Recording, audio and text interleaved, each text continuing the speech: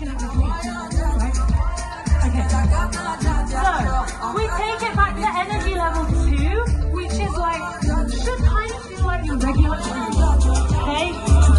All the principles that we had earlier of getting your upper body involved is extra right now. You do what you feel. But if we take this footwork to energy level 3, I want you to feel your heel is going to go more sideways. So there's going to be a much more marked difference between your heel traveling sideways and your